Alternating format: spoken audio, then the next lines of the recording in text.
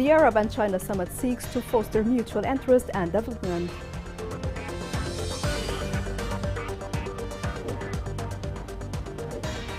Houthi militia intensifies attacks on oil ports to pressure the government.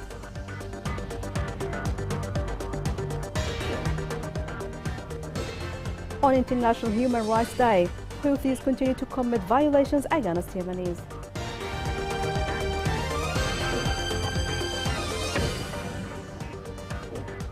Good evening. Welcome to Yemen Today TV. I'm Abir Ali and you are watching the English news. The chairman of the Presidential Council, Rashad Al-Alimi, called for a joint Arab-Chinese strategy that guarantees protection of international peace and security.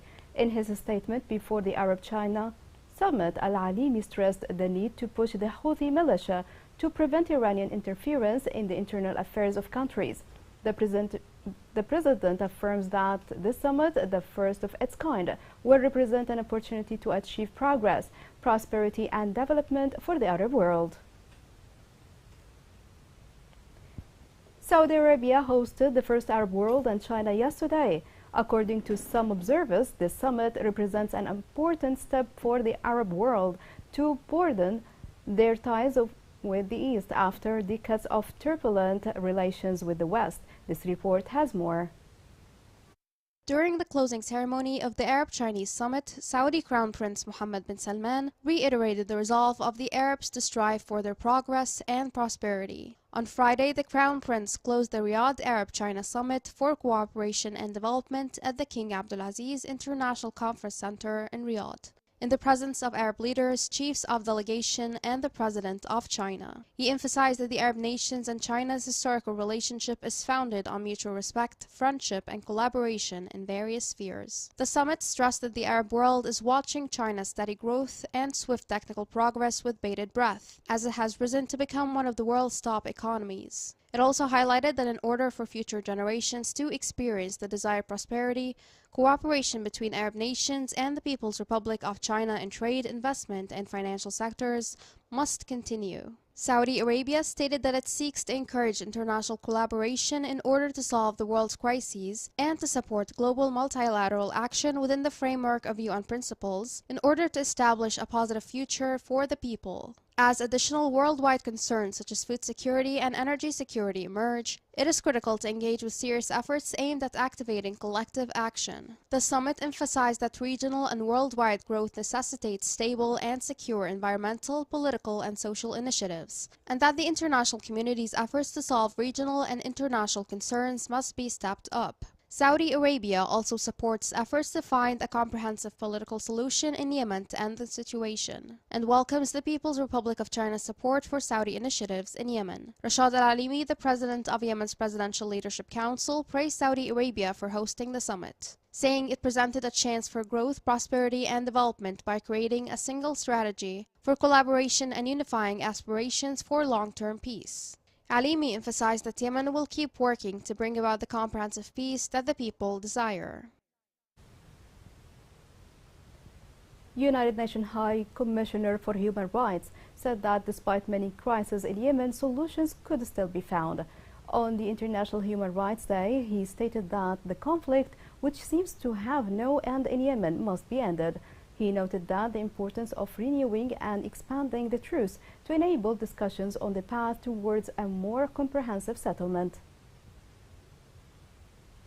Houthi militias has intensified their attack on key oil ports recently. They attacked different ports in Hadramaut and Shabwa. Such escalation is viewed by some observers as a way of pressuring the Yemeni government. This report has more. Last month, the Iranian-backed Houthi militia launched a drone attack on Hadramaut Dabba oil terminal. This was their second attack on this facility. The attack comes after the end of the 4-month UN truce, which the Houthis did not agree to renew. The risk of further attacks on oil ports and military targets remains high. On the other hand, the Houthi rejection to renew the truce shows their true colors of not wanting to engage in any peace efforts. The drone strike on Adaba oil port did not cause significant physical damage to the oil terminal's infrastructure. However, a tanker was forced to leave the port without taking on its shipment of oil exports from government-controlled territory. At the same time, the Houthis claim that they have the right to the financial and natural resources under their control. They make millions of dollars from the revenue generated by the Red Sea port of Hodeidah. Houthis also used the deteriorating Safer oil tanker in the Red Sea as a form of power, refusing to allow the United Nations officials to inspect it. The UN recently reached an agreement with the Houthis to transfer the oil to another tanker in order to avoid a crisis. However, it's still unclear how the issue of sharing the tanker's resources will be resolved. The Houthis have monopoly control over importing commercial resources, allowing them to collect national revenues from land, electricity, water, and internet utilities, businesses, and telecommunications companies located in their territory. The Houthis' war effort is funded by diverting these cash streams, making it almost impossible for the rest of the Yemeni people to reach services like healthcare and education. Houthis are concentrating on oil and gas resources because they want to finance their power and capabilities in an area that is becoming more watched, especially because their traditional foreign patron, Iran, is dealing with internal upheaval. And finally, the United States of America and European countries condemned the Houthis' terrorist drone attacks by urging them to follow the international law. A human rights organization monitored about 4,000 violations in Yemen since the beginning of 2022. SAM Organization for Rights and Freedom said that it monitored more than 4,000 violations, including child recruitment and arbitrary arrest.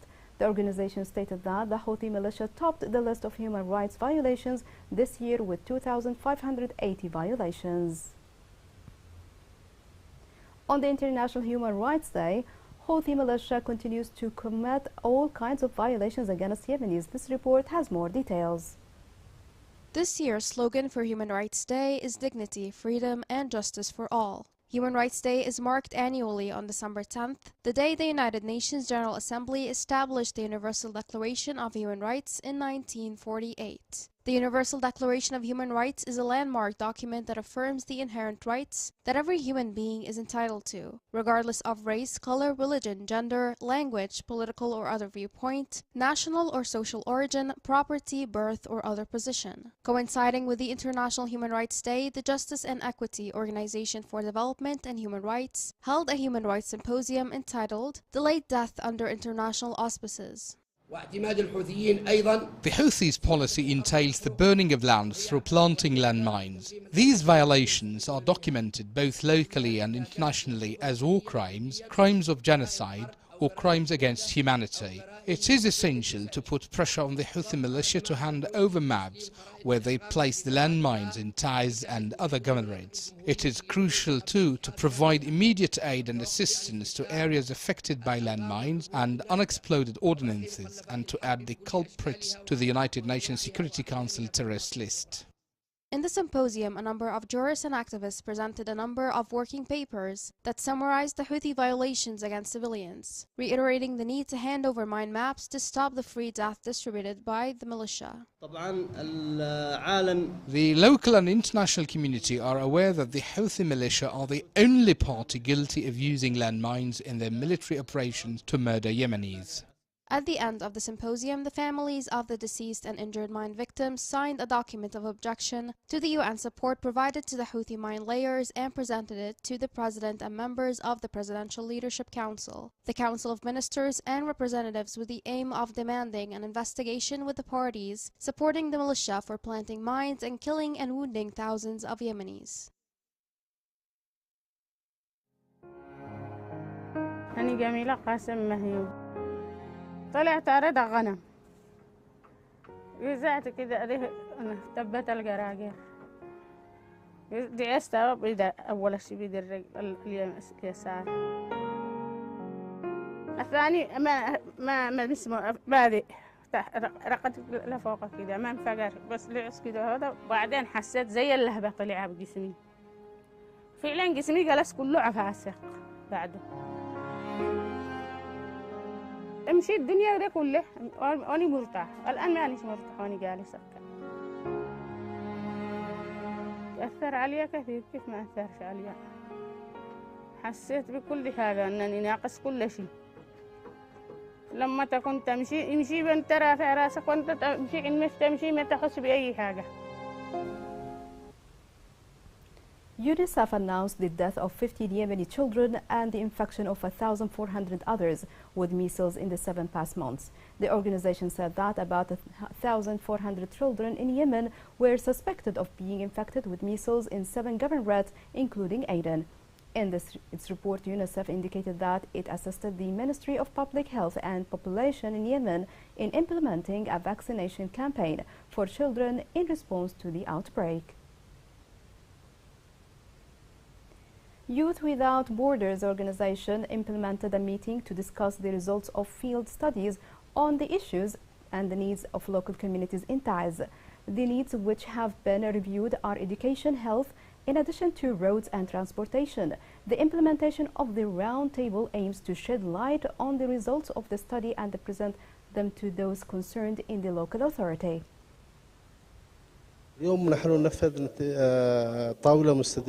Today, we are implementing a roundtable discussion attended by representatives of official departments, and it aims to identify the current needs and issues of the citizens in Taiz.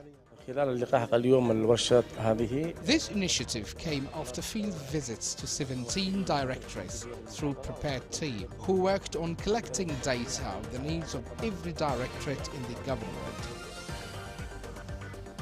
Coming next in the news.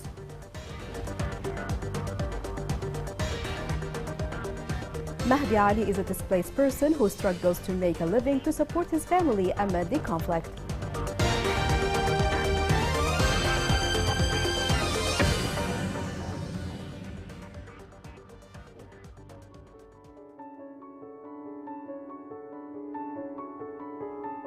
ناس ندي ماء من الغيل والغيلة بعيد، كنا ندي بالدواب نعبي ماء وترجعنا.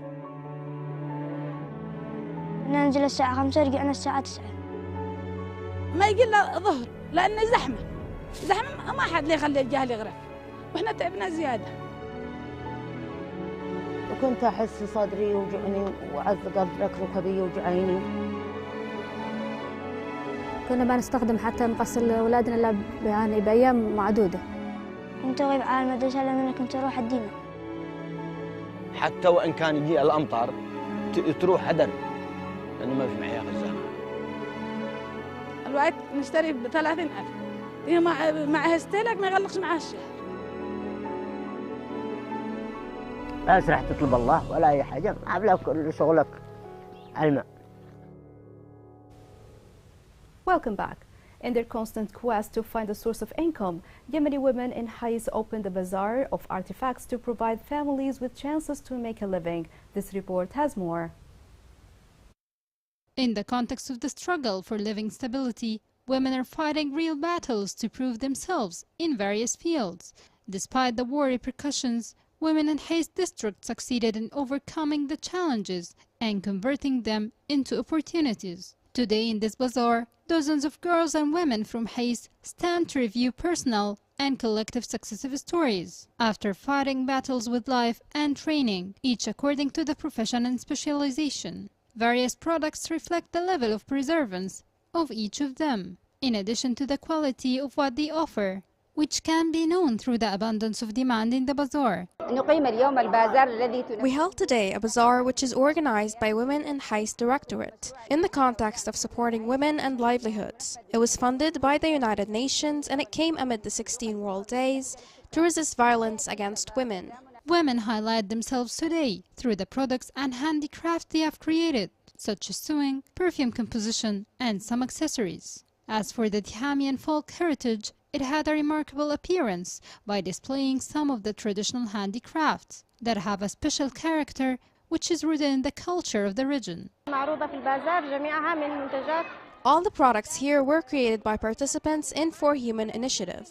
We have also here a section for handicrafts, and it is rooted in the culture of Hais. The beneficiaries of the Protection and Livelihood Support Project participated in this bazaar after they took courses in the field of vocational training and economic empowerment in order to be able to manufacture and produce some products that contribute to improving the local market and provide self-sufficiency for those families. Such bazaars represent an opportunity to encourage and support such projects that contribute to improving the standard of living of productive families, in addition to introducing the culture of society and the ability of its sons to challenge circumstances and overcome difficulties. The U.S. authorities seized 75 Yemeni artifacts stolen during the attempt to smuggle them to the United States. Yemeni's ambassador praised the efforts of the U.S. State Department and the concerned authorities to activate the decision to protect Yemeni heritage. During his meeting with the U.S. Assistant Secretary, he made it clear that the Yemeni government appreciates the efforts of the U.S. security services. Norway announced the provision of additional $1.7 million to the Yemeni Humanitarian Fund. This came to support the Yemen Humanitarian Fund and 7 million Norwegian pounds to the United Nations Office for the Coordination of Humanitarian Affairs. They added that more people need humanitarian assistance than ever before, and effective coordination of humanitarian assistance is essential. Domestic gas agents in Aden revealed corruption practiced by officials represented in the lack of gas quantities arriving from Ma'rib to Aden. The agents said the officials at the Safir refinery in Ma'rib are working to convert the governorate's local motives to commercial sales instead of directing them to citizens in all governorates. They added that a new central station was opened 2 weeks ago in Aden with a production capacity of 26,000 domestic gas cylinders. The war has forced thousands of people to leave their homes and seek shelter in other safe areas. Mahdi Ali is one of those who had to leave his own place and moved to Ma'rib. He started to sell pastry in order to support his family. More on Mahdi's story is within this report. Mahdi is an old man trying to earn a living despite all the hardships he's facing. He settled down to live for 3 years in Ma'rib, after which he moved between many governorates under the control of the militia in search of a job that would secure a decent life for him and his family. But despite all his efforts, life only gets difficult day after day. I used to work in Hodeidah, then moved to Taiz. Then I went to Sana'a, and from there I came to Ma'rib. I started making kind of pastry or mutabbaqiyah. I make good money, even though at first I didn't have enough to buy the supplies I needed. But thank God, people come to me from everywhere. Here in one of the streets of Ma'rib, Mahdi took this place to make bread pies known as tabaqiyah. This has also become a job that provides him with some income to be able to provide for his family. He has a lot of people coming to him because he makes delicious food and he's very clean. People always come to him as he is very dedicated to his job. I came from Mujamma Al Khair to Mahdi because al-mutabbaqiyah he makes is very delicious and clean. I come here every day to buy from him. Mahdi isn't the only one affected by the difficult conditions caused by the war. There are many who have been suffering as a result of the conflict and the economic collapse, and also lost their jobs and are now without work. According to the World Food Programme, more than 17 million Yemenis are threatened by hunger as a result of the ongoing war, and the lives of Yemenis are still on the brink of an imminent humanitarian catastrophe. Here is a reminder of the main headlines. The Arab and China Summit seeks to foster mutual interest and development.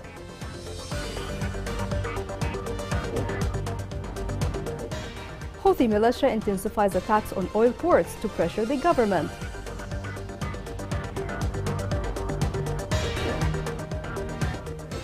On International Human Rights Day, Houthis continue to commit violations against Yemenis.